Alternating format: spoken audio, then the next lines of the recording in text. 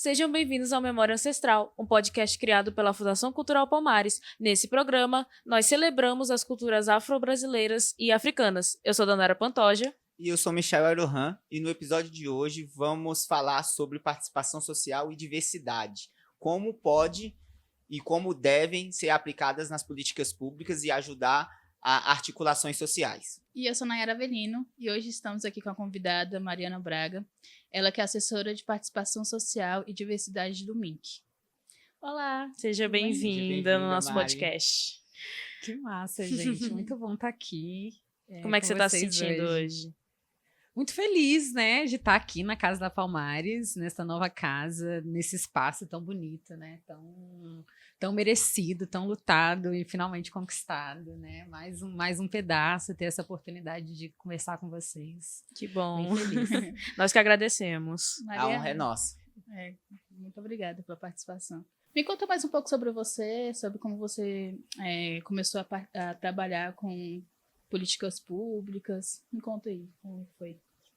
Bom, eu sou lá de Juiz de Fora, Minas Gerais. Sério? Minha mãe é de Juiz de Fora. Ah, é? Nossa, Olha minha mãe e só. minha avó. Lá, Eita, olha só.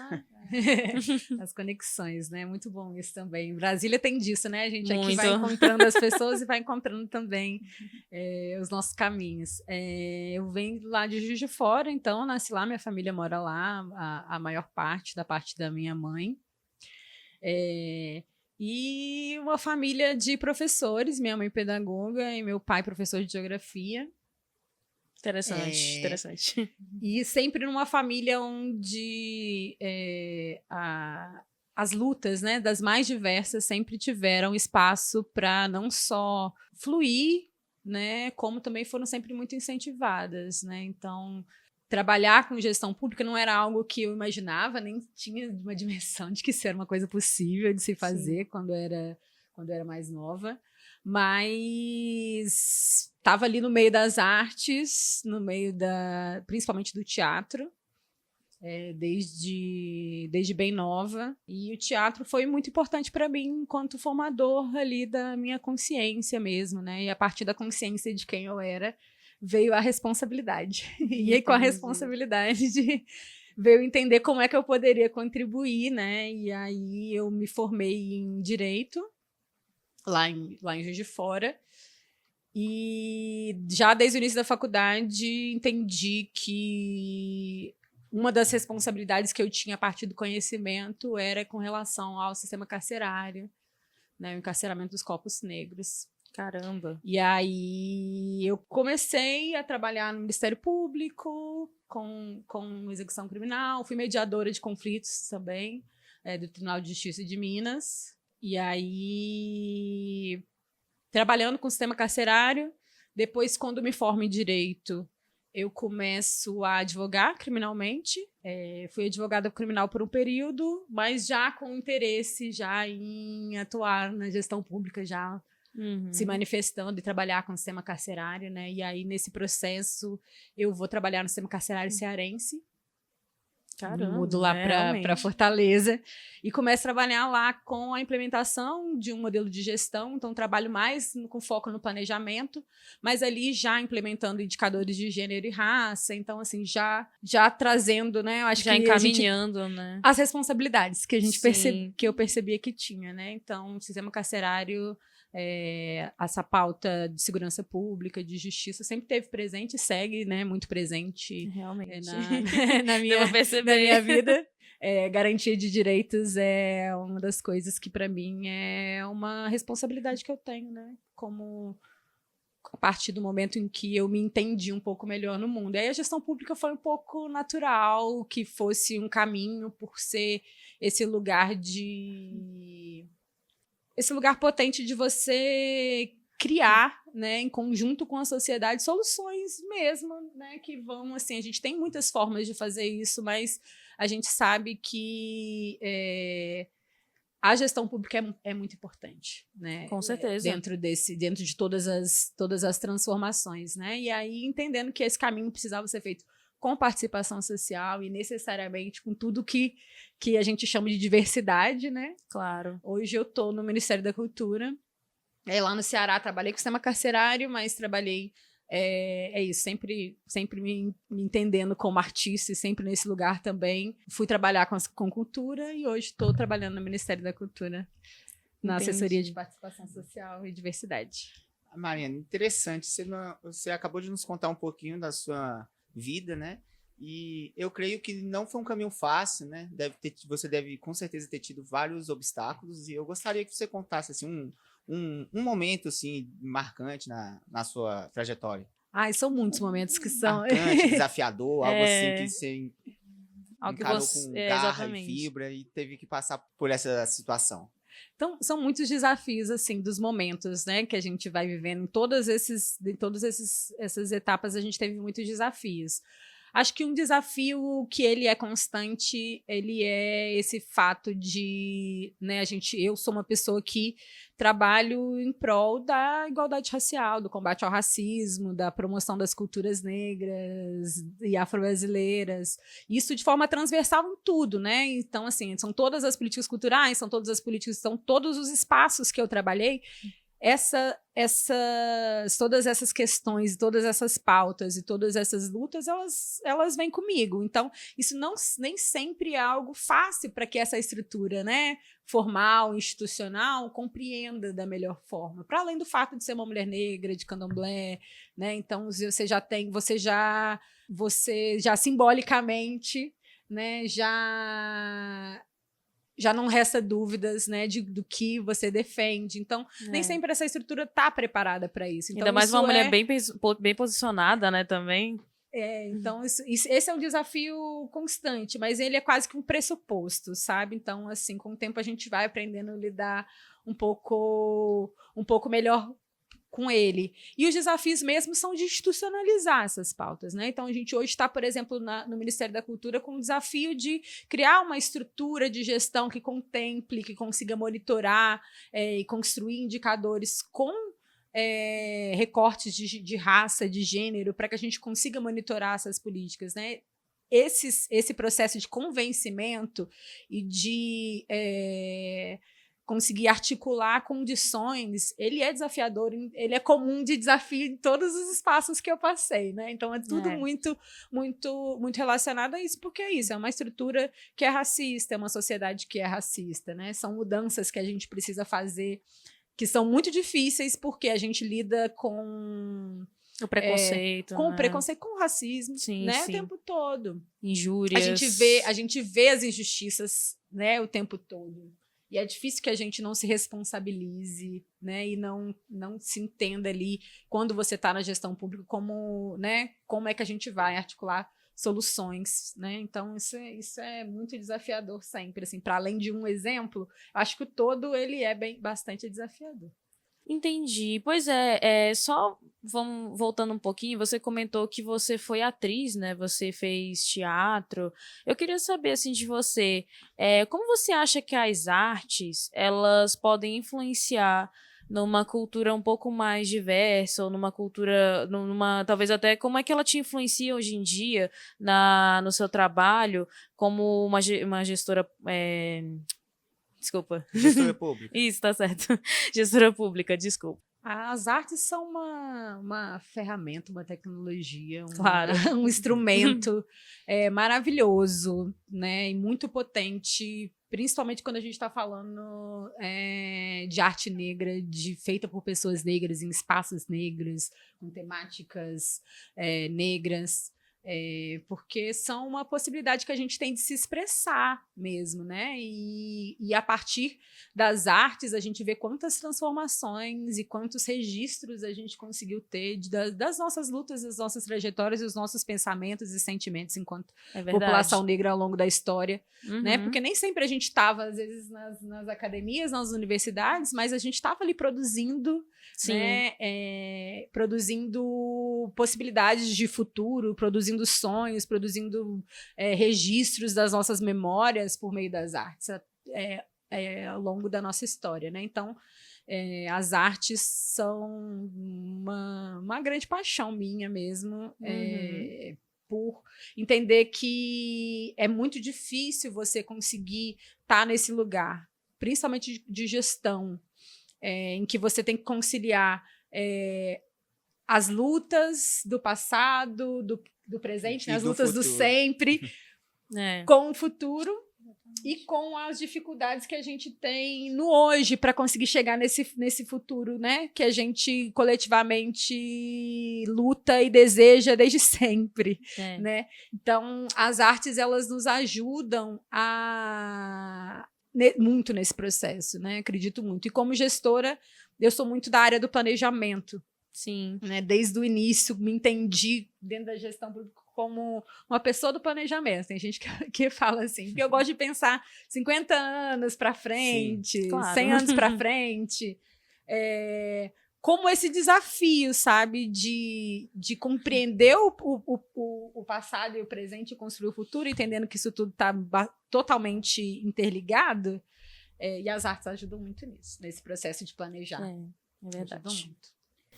Mari, durante a sua trajetória, dentro das suas N atividades que você faz, como a cultura ela é uma ferramenta de impulsionamento para uma sociedade mais igualitária? A cultura, ela é, né? ela é ponta. Ela está aí, né? A gente observa, aprende, né? O que nos é permitido ainda aprender, né? Às vezes a nossa cultura, por mais que seja um direito, nos é negado. A gente não tem e também, acesso, né? E também tinha aquela questão de que antes a cultura negra, né? A cultura negra em si não existia aqui no país, né? Era mais uma coisa ofuscada, cultura brasileira no geral, mas a gente tem que entender que tem a cultura negra, a cultura afro-brasileira, né? Que ela é, né, a nossa história, é o nosso legado, né? Então, assim, eu acho que isso é importante, né? Que realmente é uma ferramenta, alguma coisa, principalmente a cultura negra, Você se expressou com a forma, a gente se expressar, né? E isso foi muito negado por muitos anos, até hoje, às vezes, ainda somos negados de poder nos expressarmos com cultura, com ensinamentos, com ancestralidade. É algo delicado a se conversar. É isso, né? É um apagamento. É um apagamento tanto das nossas culturas, dos nossos modos de vida, do nosso modo de comer, do nosso modo de vestir, né? Do nosso modo de se relacionar, do nosso modo de se expressar, né? Do nosso modo de festejar, do nosso modo de... a cultura, ela é o que a gente tem de mais importante. Ela molda uma sociedade, né? Ela E o que transforma também. Exatamente. É ela, né? E a gente sabe que quando a gente está falando de cultura negra, é essa realidade. Infelizmente. A realidade de uma realidade de apagamento, de tentativa de apagamento tão grande, né? E tão devastadora, que hoje a gente precisa entrar num momento a gente vem entrando, né? Graças a muita luta dos movimentos negros, que movimentos culturais, né? De todas as redes coletividades, né? Que seguem se aquilombando e lutando desde sempre para que a gente siga caminhando na direção do que nos é importante, né? Hoje a gente está no momento de fazer reparação. Reparação histórica. De reparar um pouco desse apagamento. Bem isso mesmo. E que tipo de estratégia, assim, as políticas públicas podem fazer para garantir essa nossa expressão, esse nosso expressado de cultura mesmo? Assim? As Quais políticas são as públicas. políticas públicas que estão sendo mais eficazes atualmente? Ótima pergunta. Então, a gente tem apostado em ações afirmativas como um caminho de promover políticas públicas de combate ao racismo em todas as áreas, né? E na cultura isso não é diferente. Uma das primeiras ações afirmativas, inclusive do Estado brasileiro, é a própria Fundação Cultural Palmares. A criação da própria Fundação Cultural Palmares é uma ação afirmativa do Estado brasileiro. Mas a gente precisa de estratégias das mais... eu falo complexas porque tem muitas pessoas que a gente precisa ouvir e que a gente ainda está se aproximando de conseguir compreender a forma de se fazer essas ações afirmativas dentro da cultura, né? É uma coisa que está em processo. Mas a gente tem, por exemplo, o fato, né, de que várias das nossas manifestações culturais, como, por exemplo, vou dar um exemplo da capoeira, né, foram criminalizadas pelo Estado brasileiro em determinado período. E hoje nós estamos em um momento, na verdade, em que o Estado vem e faz fomentos específicos visando que manifestações culturais negras, né, afro-brasileiras, afrodiaspóricas, possam ter o fomento para que seja garantido o direito à cultura, para que essas manifestações elas possam se desenvolver, né? Não só as manifestações, mas a gente aplicações afirmativas também, por exemplo, vai para além das cotas, né? Então não estou falando, não é só a pessoa negra, né? Eu estou falando também da expressão cultural que é afro-brasileira. Estou falando de fomentar de uma forma afirmativa, reparatória, algumas práticas, culturas, né? Algumas culturas negras que foram criminalizadas, que sofreram tentativas de apagamento, que sofrem ainda com criminalização, porque a gente ainda tem, né? Não é infelizmente algo que é uma novidade a gente ter terreiros invadidos, criminalizados, baile funk, né? Islã. Então a gente está falando de criminalização de cultura negra. Então como é que a gente sai de um lugar de apagamento e até mesmo de ação do Estado, ação racista do Estado, para uma ação afirmativa do Estado? Para que o Estado afirme a importância da cultura negra. Como é que ele vai fazer isso? Ele vai ter que destinar ações para que as desigualdades sejam superadas no acesso. Então, como é que eu vou garantir que essas pessoas possam, por exemplo, contar a sua própria história, né? Construir a sua narrativa dentro do audiovisual? Eu preciso de ações afirmativas do audiovisual, porque o audiovisual é uma ferramenta muito importante nossa, né? De contar a nossa história, principalmente porque muito boa parte da nossa história é oral. Né? Ela passa, né, por mais que a gente tenha importantes livros, importantes escritoras e escritores, a gente tem ainda muito conhecimento que não está nas letras, né? Que não estão escritos. E que a gente não aprende na escola, principalmente. E para além do que você falou, né, hoje em dia a gente vê muitas ações afirmativas voltadas para as comunidades periféricas, né, como o rap, né, como o próprio funk, como você disse. O hip hop. O hip hop, porque era uma forma de excluir o negro em épocas passadas, né, essas manifestações. Então, graças a Deus, né? Está sendo mudado, né? Eu acho que é algo que está preso, enraizado na sociedade. Às vezes a gente tem discriminação e racismo no natural. Isso é totalmente errado e abominável pensar que isso é normal. E é abominável pensar também que a gente tem que lutar para que a gente tenha ações afirmativas para isso, algo que deveria ser natural, né? Tipo, a gente tem o direito, tipo, tá na Constituição, nós temos direitos garantidos, mas ainda assim a gente, sabe, é um negócio tão, assim, doido, é uma coisa assim, a história do Brasil é uma coisa, assim, maluca, vamos dizer assim, né? Tipo,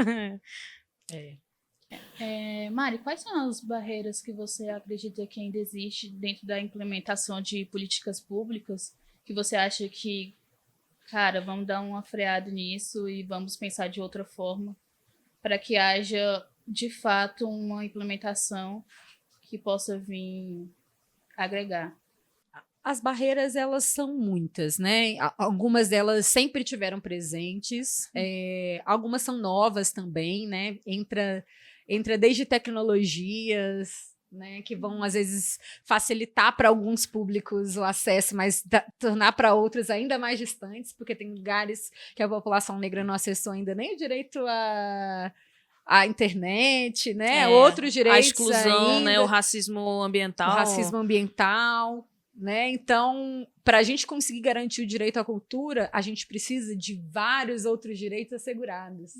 A gente tem, por exemplo, uma preocupação muito grande com a cultura alimentar, né? A gente quer falar de combate à fome, mas a gente precisa falar sobre qual tipo de alimento também, né, quando a gente está falando de cultura.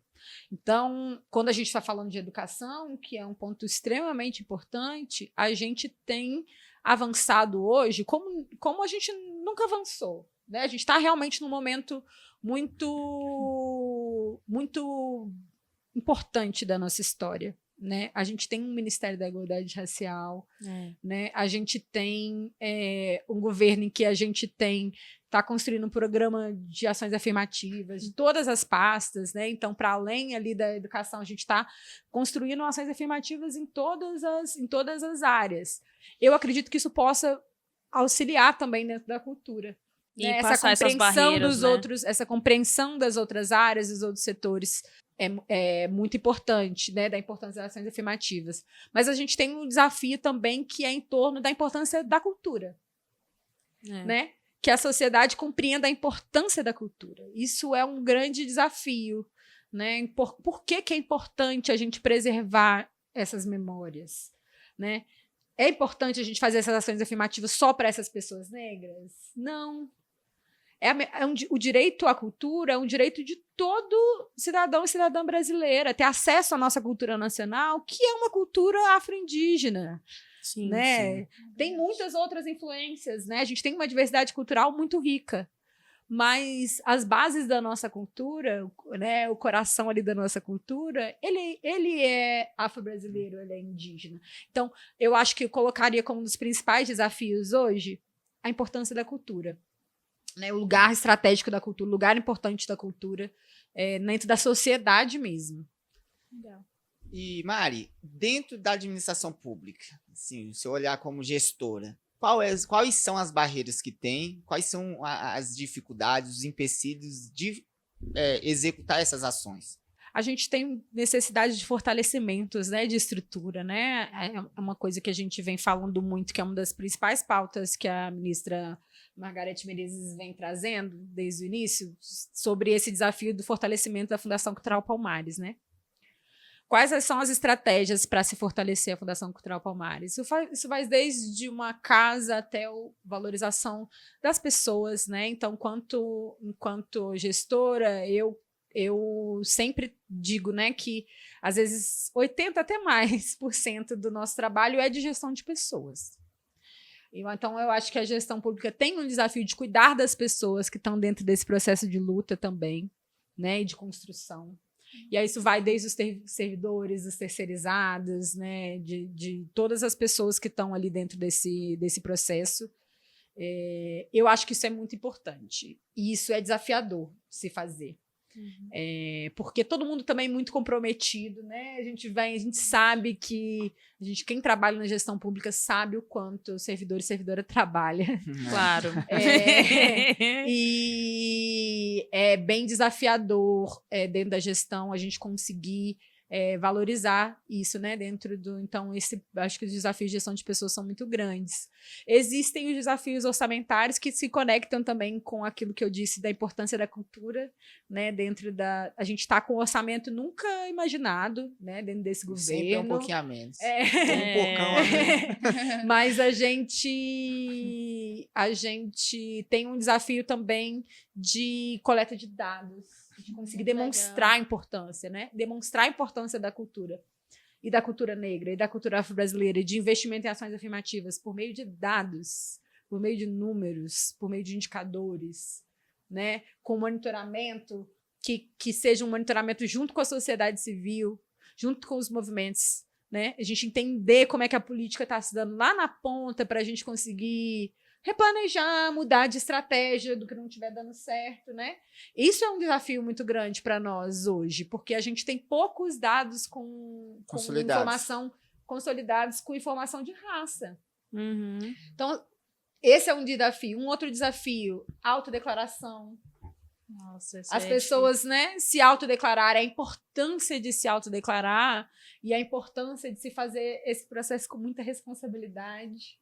Né? Uhum. Porque isso alimenta políticas públicas, né? Então a gente tem muitos desafios, mas assim, a importância da cultura, e hoje eu acho que geração de dados, análise de dados, tomadas de decisão por meio de evidências é muito importante, porque quem está na rua sabe tudo isso que a gente está aqui conversando, né? Sabe que é criminalizado, sabe da importância, mas os números ajudam a gente a mostrar para as Sim, pessoas. claro. Deixa eu te perguntar, você, assim, nessa longa trajetória, nessa longa jornada, você vê um crescimento, assim, muito grande ou talvez médio, assim, da diversidade na gestão pública ou então nos servidores, né? Você vê que, assim, como é que você vê esse crescimento, assim, talvez você vê mais mulheres entrando no mercado de trabalho, mais pessoas, talvez até pessoas marginalizadas, tendo um pouquinho mais de oportunidade. Como é que você vê isso, assim, hoje em dia?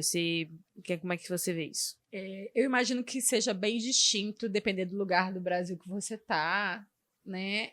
Depender de se você está numa gestão federal, estadual ou municipal. Eu imagino que tenha muita divergência. Vou falar do que eu estou vivendo, né? Assim, esse governo do presidente Lula tem uma representatividade, um volume de pessoas, né, negras, numericamente, né, em cargos de gestão que eu nunca vi. Verdade. Que eu nunca vi. Um marco histórico, né? Então, é um marco histórico, com certeza, né? Ter pessoas negras em espaços importantes, estratégicos, de tomadas de decisão, que tem a possibilidade de mobilizar recursos. E aí, quando eu estou falando só de dinheiro, não, né? Estou falando também de a forma de se fazer. Né? Um profissionalismo. A forma às vezes, intelectual, né? Uma outra intelectualidade. Exatamente. Outro pensamento. É uma outra intelectualidade que a gente conhece, né? Quem é da cultura, quem é das artes, conhece, às vezes, mais do que esse espaço da gestão pública. A gente sabe a genialidade que a gente tem dentro da cultura. A gente sabe. Agora, esse espaço de gestão, ele não necessariamente está tão habituado, né? A gente tem hoje um decreto do presidente Lula de mínimo de 30% de pessoas negras em cargos de decisão, né? Isso é um marco histórico. Claro. E eu acho que isso vai gerar várias transformações que estão apenas no início, né? Porque num primeiro momento existe essa representatividade, existe essa questão das pautas, mas isso tem um potencial desde a forma de se fazer, com quem se faz, como se pensa. Isso é inovação em gestão pública, naturalmente, porque vem outras tecnologias, outras vivências, outras formas de sentir, de se expressar. Até um novo saber, né, ancestral, antepassado, né, que a gente vê muitas pessoas negras antepassando um conhecimento que você tinha ali da sua avó, né? E aí... É verdade. E pegando o gancho que você falou de ancestralidade, a gente vai partir agora para a parte do programa mais, assim, que dá o nome do programa, Memória Ancestral. Vou te fazer uma pergunta. Qual a sua memória ancestral? Ai, gente, que coisa difícil. Ao mesmo tempo, pergunta bonita, né? Gostei muito, inclusive, do nome do podcast. A gente teve muita coisa negada, inclusive as nossas memórias, né? As nossas histórias. E aos poucos, eu acho que a gente vai tendo a oportunidade de ir conhecendo e contando uns pedacinhos dela, né? O Candomblé tem me orientado nessa caminhada. Mas vou falar que veio aqui agora a cabeça, né? Falei de comida. Mas comida é muito ancestral. Vou falar de comida. Mas realmente. Eu tenho 2 avós em memória. Dona Etelvina, que fazia muitos doces, né? Criou os filhos cozinhando. E ela fazia um sonho, que era um dos doces que ela mais vendia, um sonho. E, enfim, eu lembro de estar na cozinha, lembro da gente estar no terreiro dela, e as crianças vindo, a gente rolando o sonho, aquela mesa grande, assim, de madeira, e a gente ali enrolando, e quantas histórias ali dentro desse processo de fazer esse sonho. E minha avó Ivone, Etelvina Araújo e Ivone da Silva. Minha avó Ivone, eu tava esses dias mesmo me lembrando do gosto do arroz doce dela. Caramba, que legal. Arroz doce E também lembrando desse lugar ali da cozinha, né? Desse cuidado a partir da comida e quanto a gente aprendia também nessa troca, né? Eu acho que lembrei daí das minhas avós. Que lindo. E com isso, eu gostaria muito de te agradecer por ter vindo, por ter disponibilizado esse momento para acrescentar nessa pauta, para conversar um pouco sobre participação social, sobre a gestão pública, sobre os desafios, né, sobre as políticas públicas, né? E, assim, em nome da Fundação Cultural Palmares, você é sempre bem-vinda aqui, tá bom? Sempre bem-vinda ao nosso podcast, bem-vinda, a casa é sua, né? E muito obrigada mesmo por ter vindo compartilhar tanto conhecimento aqui com a gente. Obrigada, Mari. Obrigada a vocês. Foi muito bom conversar com vocês.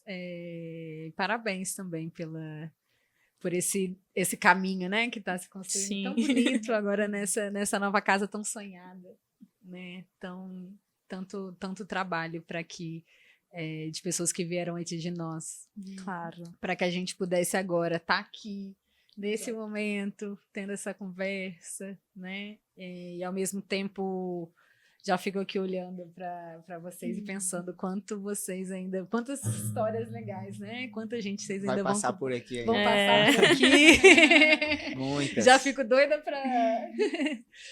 para assistir, né? Então agradecer o convite de vocês para estar aqui conversando nesse momento da Fundação Palmares. Sempre que quiser voltar, será sempre A bem-vindo. porta está sempre aberta. Exatamente. Muito obrigada. É isso aí, gente. Infelizmente, chegamos ao final de mais um episódio do Memória Ancestral. E se você gostou, continue acompanhando nas redes sociais da Palmares. E até mais. Tchau, tchau. Tchau, tchau.